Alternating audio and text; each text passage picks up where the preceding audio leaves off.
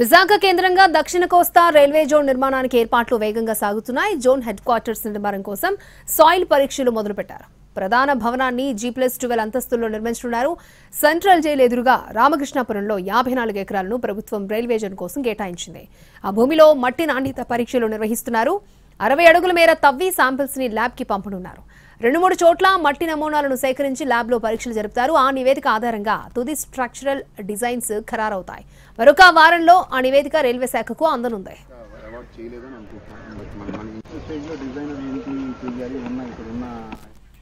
Right, Visakha railway zone నిర్మాణ పనులకు సంబంధించి మరింత సమాచారాన్ని మా ప్రతినిధి రవిచంద్ర అందిస్తారు.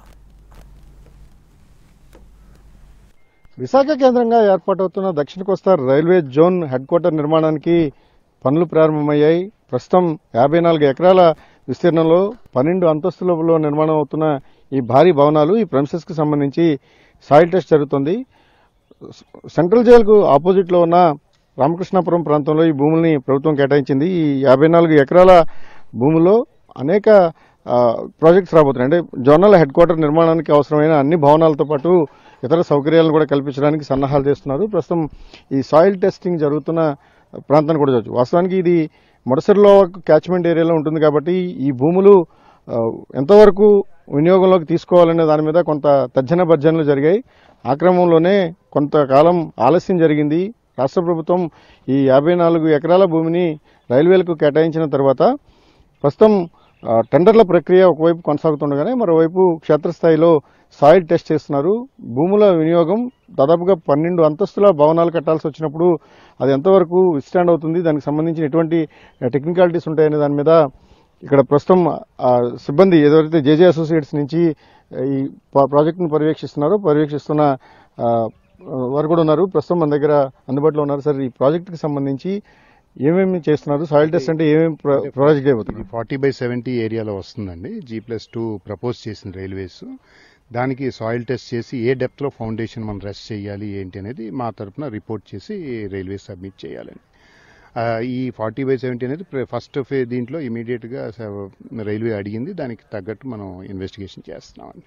సార్, అంటే ఏ పారామీటర్స్ మీరు తీసుకుని ఈ సాయిల్ టెస్ట్ చేస్తారు? అంటే సాయిల్ టెస్టింగ్ లోనంటే ఫస్ట్ శాంప్లింగ్ చేస్తామండి, ఫీల్డ్ టెస్ట్ చేస్తాం, శాంప్లింగ్ చేసిన తర్వాత దాని ల్యాబొరేటరీ ఇన్వెస్టిగేషన్ చేసి ఏ డెప్త్ లో ఎంత బేరింగ్ కెపాసిటీ ఆఫ్ సాయిల్ ఉంది, ఏ డెప్త్ లో మనం ఫౌండేషన్ రెస్ట్ చేయొచ్చు, ఏదైతే సేఫ్ సైడ్ ఉంటుంది అనేది మన స్టడీ అండి. అది దాన్ని మనం అంతా చేసిన తర్వాత రిపోర్ట్ ఫార్మ్ లో రైల్వేకి సబ్మిట్ చేస్తాం. సార్, అంటే ఇప్పుడు శాంపిల్ కలెక్షన్ జరుగుతుందా? అసలు సాయిల్ టెస్ట్ లో ఏ అంశాలను మీరు పరిగణలోకి తీసుకుంటారు? పరిగణలో తీసుకోవడం అంటే మనం ఇప్పుడు చేస్తున్న ఇన్వెస్టిగేషన్ లో ఏ డెప్త్ లో ఏ టైప్ ఆఫ్ సాయిల్ వస్తుంది, దాని ఇదేంటి, దాని స్ట్రెంగ్త్ ఎంత ఉంటుంది అని తెలియజెప్పడమే మన దాని ముఖ్య ఉద్దేశం. దాన్ని బట్టి మన నెక్స్ట్ స్టేజ్ లో డిజైన్ వాళ్ళు దీన్ని ఏ డెప్త్ లో మన ఫౌండేషన్ రెస్ట్ చేయొచ్చు, ఏది సేఫ్ సైడ్ అనేది డిజైనర్ తర్వాత డిసైడ్ చేస్తారు. ఓవరాల్ గా 12 అంతస్తులలో ఈ భవనం ఏదైతే జోనల్ హెడ్ క్వార్టర్ నిర్మాణానికి అవసరమైన భవనాలు ఉన్నాయో వాటన్నిటిని కూడా చేయబోతున్నారు. ఏదైతే ప్రధానంగా భవనం ఎక్కడైతే రాబోతుందో ఆ ప్రాంతంలోనే ప్రస్తుతం సాయిల్ టెస్టులు కూడా జరుగుతున్నాయి.